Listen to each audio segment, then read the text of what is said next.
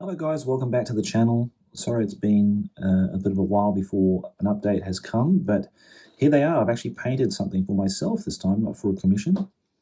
And it's for the Test of Honor Samurai Miniatures game, Rogues and Ruffians. It's an entire box set filled with 8 unique characters. Well, personalities more than characters, I'd say, but they all have their own special abilities in some cases. They all have something unique about them that they do, and I thought this video would serve really well to showcase the miniatures and their profiles and what you would actually expect to see in this box. So let's have a look at the first hero, well, the only hero in the set, which is the Widow. Okay, so here she is in all her glory. So she has her own stat card, of course. And one of the things I like about Test of Honor is all the cards come with the profiles of the warriors and heroes and companions. And then you just simply look at the bottom stat to see, how many dice you roll to succeed in something, some kind of test, whether it be to attack or to evade or to test your wits or test your honor. And they all come up with some kind of special unique loadout. So this character comes with the Whirl of Blades, and there's a card that comes attached to her right from the start. So it's ongoing, the Widow only. So gain a twin strike weapon bonus after rolling 4 swords rather than 5. So that's really nice.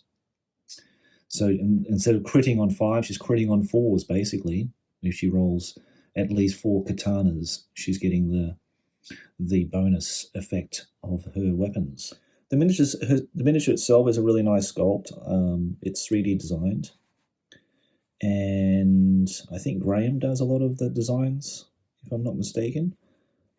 And I've got to get him on to talk about it on the Crane Command podcast, to talk about how he got involved with sculpting miniatures and how that all sort of evolved, whether that was through the pandemic or not. I'm assuming it was. And yeah, he's done a great job on these, and they're all metal, so that's even better. That's certainly gets my interest.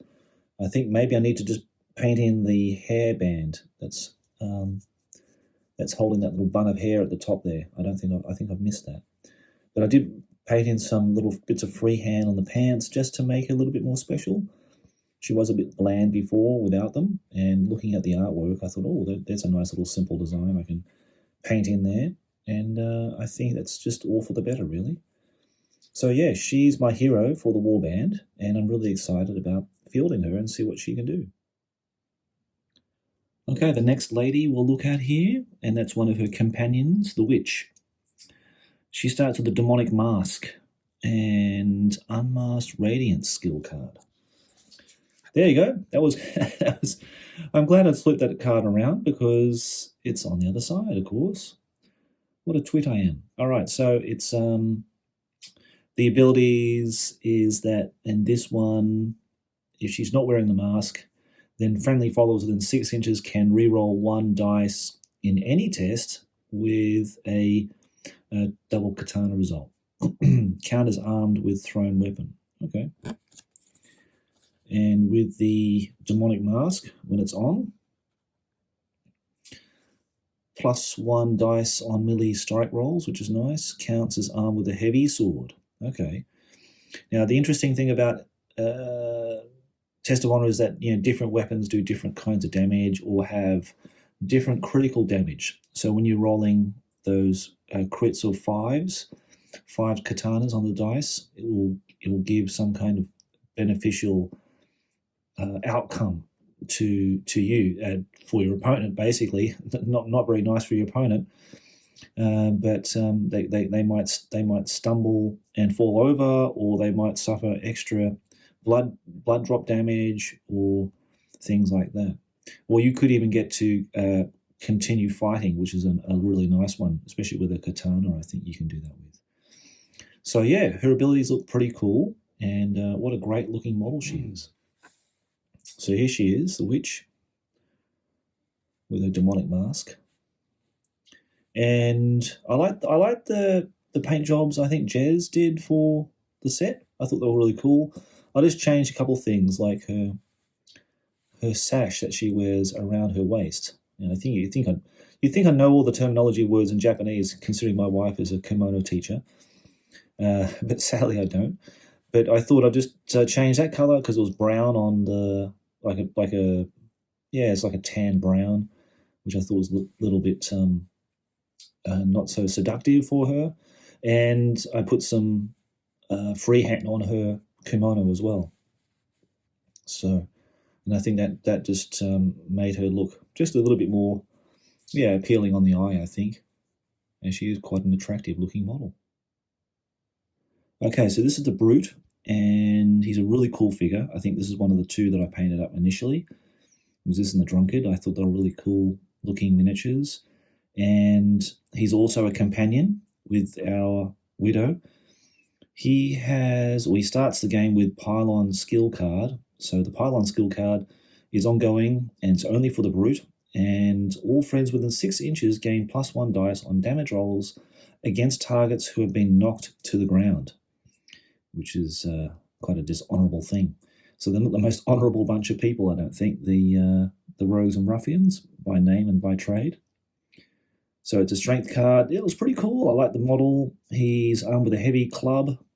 So heavy sword, heavy club. I don't know if they're doing the same thing. I don't think so. Lawless and peasant class. So it'd be interesting to explore him on the table when we get around to it. And you've probably seen this guy before in a previous video, but here's a quick turntable look at the miniature. My very sophisticated turntable, which is basically a children's block, just painted black, basically. I use that as a plinth or to paint models and that kind of thing as a holder. But yeah, he's a cool little miniature, and again, looking forward to seeing him accompany the Widow and the Witch in a future battle. And now we come to the other warriors or followers that accompany this warband. So we have the Drifter. Cool looking pose. That's been designed here for this miniature. And it says here, once per battle after the Drifter completes a charge or avoid action, he can make a free charge action, which is incredible. So that's a really good one. He's unarmored. He carries a spear. He's lawless and peasant class. But that ability is pretty cool. So I quite like that. Especially the avoid action. If you complete a avoid action, then charge straight after that. That's really, really nice. So yeah, looking forward to seeing him on the table again. A pretty simple design. I kept the color scheme according to the box art. I kind of like doing that. I don't know why.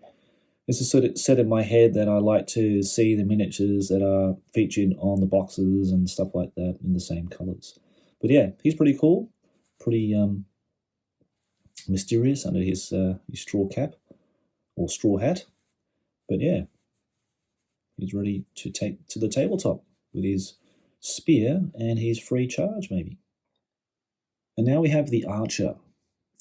So the Archer, his ability that's probably little different from the other archers, Samurai Archer or Ashigata Archer, is that he can climb and leap up to 2 inches without needing a test of ability. So I suppose depending on the terrain you're playing on, maybe that could come into use, but maybe sometimes not so much. But he does have 4 attack dice, which is interesting. I think most bowmen have only 3 from memory, but I could be wrong. Maybe they are 4 and 3 damage dice, or 2 damage dice, depending on range. But yeah, he's a pretty standard looking guy, but nice enough miniature. He's not setting the world alight, but he's got a very nice firing pose there. And actually, I forgot to do that little white thing on the back there. They're not finished after all. I've just found out. Looking at that, I need to paint that up. Probably red, I'd say. Look nice. But yeah, that's the Archer. Okay, then we've got the Signaler. Here's an interesting one. And I'm always kind of curious looking at these miniatures, how they would actually what they would actually do in the game, and I kind of like the ones that are sort of non-combat, skill related, and this one is exactly what he will do. So friendly reinforcements gain +1 dice on a test of wits or honor to enter the table, because in certain cases you'll have reinforcements enter the table, and you've got to make that roll in order for them to come on. So that just gives you the bonus to do that. In a night battle, so that's where he really come in handy, friendly units within 5 inches gain +1 dice to test to see through the darkness. So again, there'll be really good uses for this guy depending on the scenario, because sometimes they're played during the evening. But pretty cool. I try to get some OSL there with a lantern, with its illumination inside of his, well, not a cloak, it's his cape, I guess. But yeah, I mean, it's a nice enough model and interesting. Could be used like an NPC or something, or you could use him as like a HVT in certain games if you need to rescue somebody. You could be someone from the village. So yeah, pretty cool, and I like how his rules interact with the game and within the environment and everything as well. So that's pretty cool. Okay, and here is the Paymaster, a really cool looking model actually. I really like this guy. If the Paymaster is within 9 inches when a friendly warrior with the lawless or unaligned keyword makes a test of honor, add +1 to the dice roll. So yeah, so this all of them I think are lawless actually. So he really works and integrates well within the group. And yeah, so I like those rules as well. So test of honor is so they won't run away basically during the battle, which is not as bad as Warhammer Fantasy where you keep running and running until you rally. It's kind of like just run and you automatically rally. So yeah, having that is cool. I just really like the model actually, with his money bag there, paying off the guy saying, "Hey, don't run away, stay with us." I did put the Hojo Mon on the back of his robe, just because I just thought it just needs something. This is like all this blank blue, and I think it just needed something there. So I think that fits in nicely. I'm not afraid of doing freehand. I quite like the challenge of freehand, so I've been doing it for such a long time. So, but yeah, I think overall he's a really nice looking miniature, and he'll be paying off our lawless mercs in no time. And last but not least, a person that probably represents this channel very well, the Drunkard, much like the presenter. Unfortunately, I'm off the sake at the moment after a medical at the doctor's, and realised how overweight I was, and I'm sure they're going to say something like you should stop drinking every day. So so he'll have to make up for it. Basically, he'll have to drink the sake on my behalf, and he's a young man. He can take all that sake and live strong. So he's got some really cool rules. So because he's armed with a rifle, it says roll 1 dice before shooting. If you roll okay, yes, that's right. If you roll 2 katanas, fire and immediately reload, which is amazing. So that's the one you want to really get, because if you have something that takes ammunition like a rifle, you need to reload at the next turn. So that basically just discounts that, and you get a complete reload, an automatic reload, which is really nice. If you roll 1 katana +1 dice on the strike roll, which is very nice too, so it gets an extra dice. The ammunition is packed even with even more gusto, and you get an extra dice to roll on the strike roll to see if you hit. If it's a blank, must fire at the nearest enemy, which will change your decisions or what your target will be.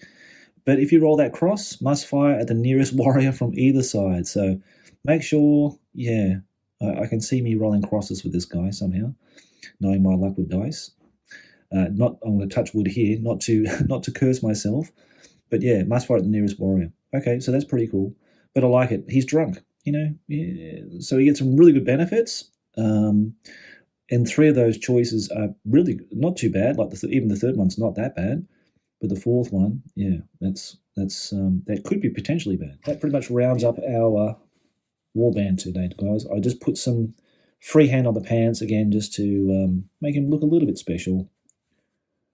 I'm sure these guys have either traded, stolen from the merchants in town their, if you like, get up or outfits, or whatever, or very, not much of it actually on this guy, that's for sure.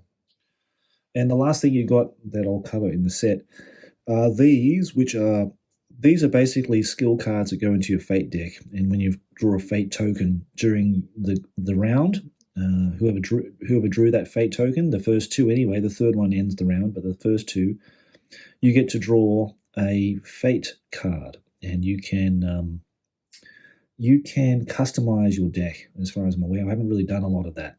I've only used the standard set, but with this, I can add these cards into my, I think it's 14 or 15 cards you get when you start the game.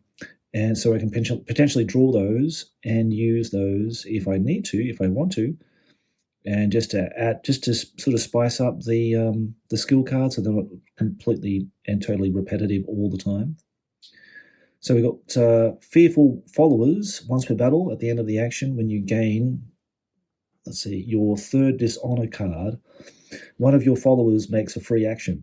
Okay, that's not too bad. Ruthless Efficiency, once per turn, +1 dice on melee damage rolls against a target with no actions left. That's very nice. And Paid Up Front. Place 3 spare counters on this card. Each one can be spent to reroll a single dice result that is part of a test made by the character. Sorry. When all the counters are gone, discard this card. So these cards can only be given to the hero, so that's the widow, or her companions, the brute or the witch.